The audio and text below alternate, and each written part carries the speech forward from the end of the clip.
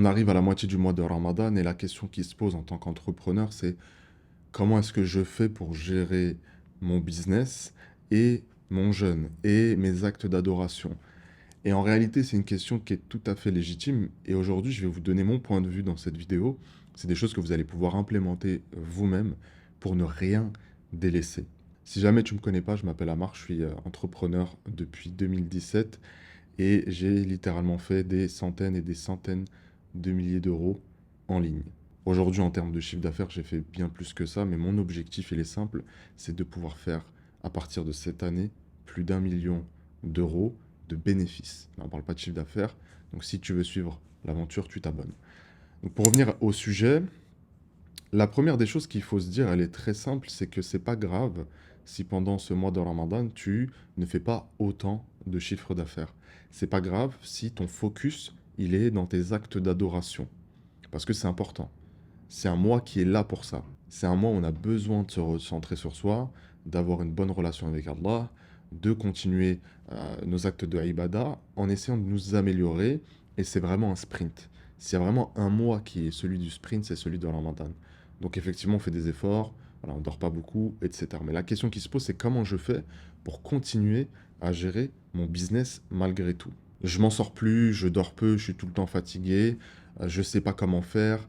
En plus, les clients, comme c'est des musulmans, eux aussi sont concentrés sur leurs actes de ibadah, ils veulent pas investir dans mon service, dans mon produit, et ainsi de suite. Eh bien, je vais te dire une chose, il faut que tu t'organises. Aussi bête que ça puisse paraître. Je vais te présenter une journée type que tu vas pouvoir mettre en application sur ces 2 dernières semaines de Ramadan pour éviter ou plutôt limiter la casse. Donc tu vas te réveiller pour le Fajr, comme tous les matins. Tu consacres 1 heure, 1 heure et demie à tes actes d'adoration parce que le matin, vous savez, c'est le moment où on est le plus frais. Une fois que ça c'est fait, tu as deux options. Soit tu vas te recoucher et tu t'occuperas de ton business plus tard, soit tu prends les 2 heures qui suivent pour t'occuper de ton business, pour effectuer les tâches les plus importantes que tu fais normalement en dehors de Ramadan. Donc répondre aux emails, préparer du contenu, scripter des vidéos, préparer tes mails, faire des pages de vente, toutes ces choses-là. Tu vas les faire pendant ce temps. Donc là, normalement, quand tu auras fini tout ça, il sera à peu près 9h30, 10h. Si tu vas aller te recoucher pendant 1 heure, vas-y, repose-toi. Mais c'est pas parce que c'est le mois de Ramadan que le business, on le laisse tomber et on fait plus rien. C'est le mois de l'effort et c'est les efforts dans tout. Et comment tu vas ponctuer le reste de ta journée, c'est ce que je fais personnellement, c'est entre tes heures de prière, tu bosses. Tu bosses à ton rythme, tu te reposes un petit peu, mais tu bosses quand même. Et ça va t'éviter en fait de perdre le pied vis-à-vis de ton business parce que c'est très facile de décrocher et de prendre de mauvaises habitudes. N'oublie pas que tu as un objectif derrière tout ça, qu'en tant que musulman, tu dois être solide, que tu dois t'occuper de ta famille. Et vous savez très bien les frères pour qui on le fait. Et dans la plupart des cas, vous ne le faites pas pour vous-même. Même si vous en profitez, évidemment, c'est votre business, vous avez sué, vous vous êtes tué à la tâche. Je sais ce que c'est, ça fait depuis 2017 que je suis dans le game. Et les gars, j'ai mis 2 ans avant de faire 10 000 € par mois, ce qui est très très long. Mais ce qui est un chemin classique lorsqu'on décide de faire les choses tout seul, qu'on connaît rien de rien. Donc là, l'objectif pour vous pendant ces 2 dernières semaines de Ramadan, c'est vraiment de trouver l'équilibre entre le business et entre les actes de Ibadah. On n'a pas besoin de choisir entre les deux. Comme on n'a pas besoin de choisir entre Dunya et Akhira, on peut faire les deux. Ça va nous demander plus d'efforts que les autres, c'est vrai. Ça va être challengeant d'un point de vue mental, c'est vrai. Et ça, c'est ma vie depuis 2017. Et je suis pas à plaindre. Je suis à Dubaï, j'ai pu faire ma hijra. Je gagne très très très très bien ma vie. On est sur la route pour faire les 1 million de bénéfices cette année, Inch'Allah. Et tout ça sans faire les guignols sur Internet, sans développer des business haram. Et ça repose simplement sur un seul choix. Est-ce que je le fais ou est-ce que je le fais pas? Est-ce que je me lance ou est-ce que je me lance pas? Est-ce que j'ai le courage de le faire? Est-ce que je veux sortir du métro, boulot, dodo? Et si c'est pas ton cas, c'est ok. Moi, je m'adresse ici à des entrepreneurs ou des gens qui veulent entreprendre. Tu n'as pas besoin de sacrifier ton din pour réussir en business. Et au contraire, plus tu seras impliqué dans ton din, plus Allah il va t'ouvrir des portes. Plus ton risque il va arriver à toi. Et je vous le dis, ça peut arriver en illimité. Je sais qu'on pète des câbles quand je dis ça, mais c'est réel. Si vous pensez vraiment qu'en 2017, je me serais dit qu'aujourd'hui, je serais ici à Dubaï, dans un des quartiers les plus riches de Dubaï, avec un loyer au mois que certains font à l'année, Je me serais dit: «C'est impossible». Avec les revenus que j'arrive à faire aujourd'hui, en étant sur la route pour faire 1 million de bénéfices, je me serais dit: «Mon gars, tu un mytho, c'est impossible frère». Mais c'est possible les frères, avec du travail, avec du tawakkul à 100%. Donc juste pour revenir sur le sujet principal de la vidéo, organisation. C'est aussi simple que ça. Je dirais même organisation et effort. C'est difficile. Vous croyez quoi, moi? Parfois, après le ftour, je sais que je dois faire du contenu, je ne l'ai pas fait. Parce que dans la journée, j'avais d'autres choses à faire. Répondre à mes élèves sur WhatsApp, des vidéos témoignages à tourner avec certains élèves, et j'en passe, et j'en passe, et j'en passe.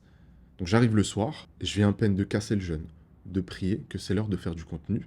Après arrive très vite Aïcha, et j'en passe. Donc oui, c'est éreintant, c'est fatigant, tout ce que tu veux, mais c'est la vie qu'on a choisie. Et je ne fais pas partie de ces mythos qui te disent, moi je suis à Dubaï, je vis ma best life, etc. C'est faux.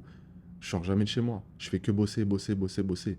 Parce que j'ai des objectifs qui sont clairs. Et évidemment, on trouve quand même des moments pour profiter de la vie, profiter de l'argent qu'on fait, parce qu'on souffre pour le faire, et c'est la réalité. Maintenant, c'est à toi de choisir ta souffrance. Est-ce que tu préfères souffrir à ma place, ou à la place de certains frères qui font la même chose que moi, c'est-à-dire des dizaines, voire des centaines de milliers d'euros tous les mois, avec cette petite pression de te dire, mais comment je vais faire ce mois-ci? J'ai des équipes à payer. J'ai un tas de responsabilités. Ma famille compte sur moi. J'ai un loyer qui a un certain prix. J'ai un mode de vie qui a un certain prix. Je travaille plus que les autres, et ça c'est sûr.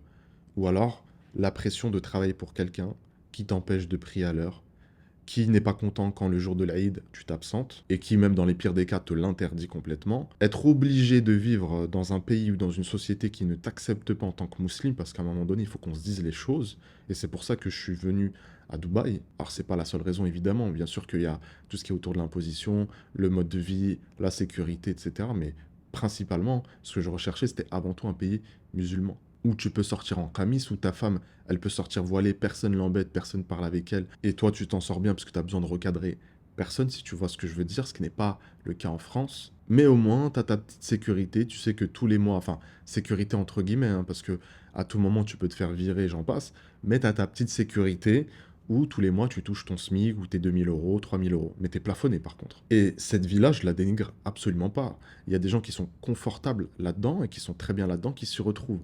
Personnellement, ça n'a pas été mon cas, et je pense que la plupart des gens qui me suivent sur les réseaux, c'est pas votre cas non plus. Vous voulez certainement plus, parce que vous savez que vous méritez plus.